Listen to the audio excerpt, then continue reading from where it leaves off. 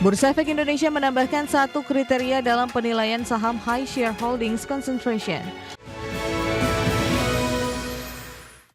Bursa Efek Indonesia menambahkan satu kriteria dalam penilaian saham High Shareholding Concentration. Adapun kriteria terbaru tersebut adalah Price Impact Ratio atau seluruh saham dengan kapitalisasi pasar di atas 10 triliun rupiah. Bursa Efek Indonesia menambahkan satu kriteria dalam penilaian saham High Shareholdings Concentration. Penambahan kriteria ini menambah panjang daftar HSC di lantai bursa dengan tambahan 37 perusahaan. Direktur Utama Bursa Efek Indonesia Jeffrey Hendrik mengungkapkan, kriteria terbaru tersebut adalah Price Impact Ratio atas seluruh saham dengan kapitalisasi pasar di atas 10 triliun rupiah. Untuk saham-saham dengan price impact ratio yang tinggi tentu akan dilakukan screening terhadap potensi adanya high shareholding concentration. Tetapi tadi juga kami sampaikan bahwa di luar kriteria tersebut juga ada trigger factors dari fungsi pengawasan yang juga dilakukan atas seluruh saham yang ada yang masuk dalam kriteria pengawasan, sehingga total dihasilkan 37 saham yang memiliki indikasi high shareholding concentration. Jeffrey menjelaskan Price Impact Ratio merupakan metodologi dengan memperhitungkan perubahan harga saham terhadap velocity yang dihitung dari rata-rata volume transaksi terhadap jumlah saham beredar atau free float. Artinya, saham-saham yang memiliki aktivitas volume transaksi rendah akan menghasilkan velocity yang rendah. Dengan demikian, velocity rendah dengan perubahan harga yang besar akan menghasilkan Price Impact Ratio yang tinggi. Dengan penambahan kriteria baru ini, Bursa Efek Indonesia akan segera mengumumkan 37 saham baru yang masuk dalam kriteria HSC. Terdapat total 51 saham yang masuk dalam daftar panjang HSC ini. Manajemen Bursa menegaskan bahwa upaya tersebut dilakukan sebagai komitmen BEI menjalankan agenda reformasi pasar modal. Berbagai sumber IDX Channel. Pemirsa, inflasi konsumen Amerika Serikat melambat lebih besar dari perkiraan pada Juni 2026. Meski demikian, perlambatan tersebut diperkirakan belum cukup untuk meredakan kekhawatiran rumah tangga maupun menghapus peluang kenaikan suku bunga acuan oleh The Fed pada tahun ini seiring konflik di Timur Tengah yang kembali memanas. Berdasarkan data Biro Statistik Tenaga Kerja, indeks harga konsumen naik 3,5% secara tahunan pada bulan Juni, lebih rendah dibandingkan dengan kenaikan 4,2% pada bulan Mei. Sementara itu, inflasi inti yang tidak memasukkan komponen makanan dan energi yang bergejolak tercatat naik 2,6% secara tahunan pada Juni, melambat dari 2,9% pada bulan Mei. The Fed sendiri menjadikan indeks Personal Consumption Expenditure sebagai acuan utama dalam mengukur inflasi dengan target sebesar 2%. Risalah rapat FOMC periode Juni lalu menunjukkan para pembuat kebijakan semakin khawatir terhadap tekanan inflasi. Meski The Fed pada Juni lalu mempertahankan suku bunga acuan di kisaran 3,5 hingga 3,75%, namun proyeksi terbaru Bank Sentral menunjukkan semakin banyak pejabat yang mendukung kemungkinan kenaikan suku bunga pada tahun 2026.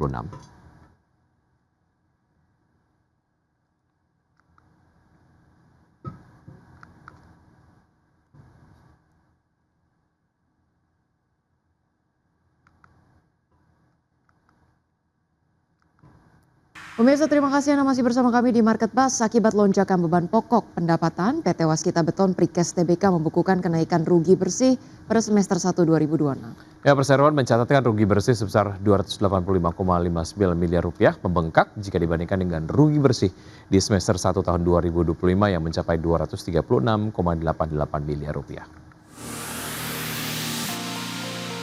Emiten produsen beton precetak PT Waskita Beton Precast Tbk membukukan kenaikan rugi bersih pada semester 1 2026 akibat lonjakan beban pokok pendapatan yang menggerus profitabilitas. Berdasarkan laporan keuangan akhir Juni 2026, perseroan mencatatkan rugi bersih periode berjalan sebesar 285,59 miliar rupiah. Realisasi tersebut membengkak jika dibandingkan dengan rugi bersih pada semester 1 2025 yang mencapai 236,88 miliar rupiah.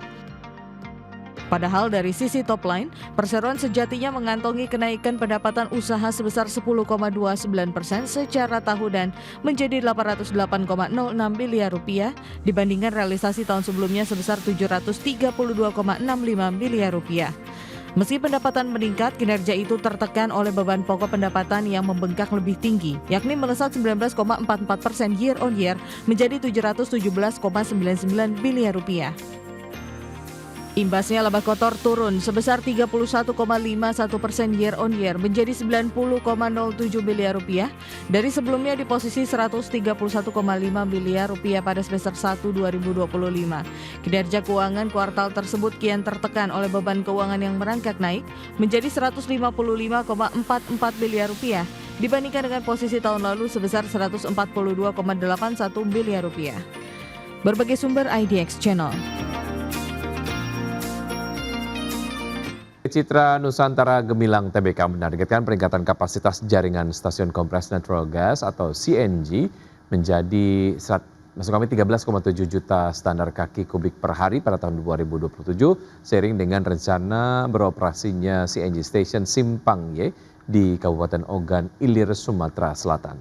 Adapun saat ini total kapasitas stasiun CNG yang dimiliki perseroan mencapai 12,7 MMS SCFD. Penambahan fasilitas baru berkapasitas 1 MMS CFD ini diproyeksikan untuk mengerek kapasitas distribusi perseroan menjadi 13,7 setelah mulai beroperasi secara komersial pada kuartal 1 2027. Direktur Utama PT Citra Nusantara Gemilang TBK Andika Purwo Nugroho mengatakan pembangunan CNG Station Simpang Y menjadi bagian dari strategi jangka panjang perseroan untuk memperkuat jaringan distribusi gas bumi nasional sekaligus memperluas jangkauan layanan di Pulau Sumatera. Menurutnya pengembangan fasilitas tersebut tidak hanya memperluas jaringan operasional perseroan, tetapi juga menjadi fondasi pertumbuhan jangka panjang untuk meningkatkan kinerja dan fundamental bisnis sekaligus mendukung transisi energi nasional. Pemirsa, prospek kinerja PT Astra International Tbk diperkirakan masih positif hingga akhir 2026. Ya, meski menghadapi persaingan kendaraan listrik dan pelemahan bisnis komoditas, dominasi pangsa pasar serta pemulihan industri otomotif dinilai menjadi penopang pertumbuhan perseroan. Berdasarkan data semester pertama 2026, penjualan mobil Astra tumbuh 10% secara tahunan menjadi 222.371 unit.